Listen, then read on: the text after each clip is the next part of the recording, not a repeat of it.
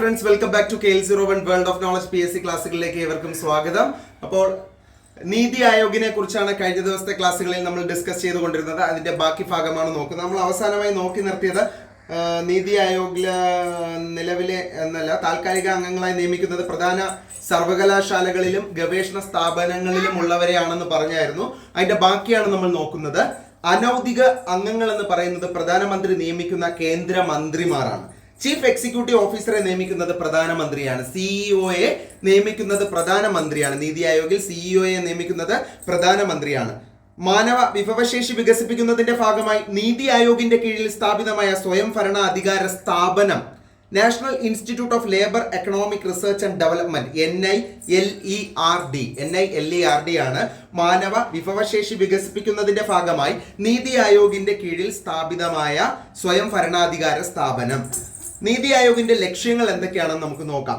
വ്യവസായ സേവന മേഖലകളിൽ സർക്കാർ പങ്കാളിത്തം കുറയ്ക്കുക, പ്രബല മധ്യവർഗത്തെ സുസ്ഥിര സാമ്പത്തിക വളർച്ച നേടാൻ പ്രയോജനപ്പെടുത്തുക, കാർഷിക മേഖലയെ മിശ്ര കാർഷിക ഉൽപ്പന്നത്തിലൂടെ പുരോഗതിയിലേക്ക് എത്തിക്കുക, പ്രവാസി ഇന്ത്യക്കാരുടെ സേവനം സാമ്പത്തിക സാങ്കേതിക വളർച്ചയ്ക്ക് ഉപയുക്തമാക്കുക, ആധുനിക സാങ്കേതിക വിദ്യയുടെ സഹായത്തോടെ നഗരങ്ങളെ സുരക്ഷിത ആവാസ കേന്ദ്രങ്ങളാക്കി മാറ്റുക, ആഗോള മാറ്റങ്ങളുടെ വിപണി ശക്തികളുടെയും ഇടപെടലുകൾ നേരിടാൻ രാജ്യത്തെ പ്രാപ്തമാക്കുക. ഇപ്പൊ ഇത്രയുമാണ് നമ്മുടെ നീതി ആയോഗിന്റെ ലക്ഷ്യങ്ങൾ എന്ന് പറയുന്നത്.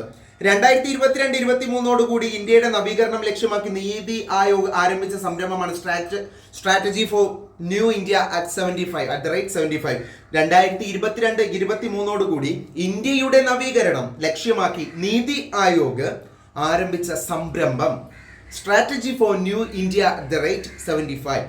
നീതി ആയോഗ് പുറത്തിറക്കിയ sustainable development goals Indian index 2019 ഒന്നാമതെത്തിയ സംസ്ഥാനമാണ് നമ്മുടെ സ്വന്തം കേരളം. 2020 നീതി ആയോഗ് ഇന്ത്യ ഇന്നൊവേഷൻ ഇൻഡെക്സിൽ ഒന്നാമതെത്തിയ സംസ്ഥാനം കർണാടകയാണ്. കേരളം 5ാം സ്ഥാനത്തായിരുന്നു 2020. നീതി ആയോഗ് 2022 ആഗസ്റ്റിൽ പുറത്തിറക്കിയ എക്സ്പോർട്ട് പ്രിപ്പയർഡ്നെസ് ഇൻഡെക്സിൽ ഓവറോൾ റാങ്കിങ്ങിൽ ഒന്നാമതെത്തിയ സംസ്ഥാനമാണ് ഗുജറാത്ത്. രണ്ടാമത് മഹാരാഷ്ട്രയാണ്. ഒന്നാമത് ഗുജറാത്ത്, രണ്ടാമത് മഹാരാഷ്ട്ര.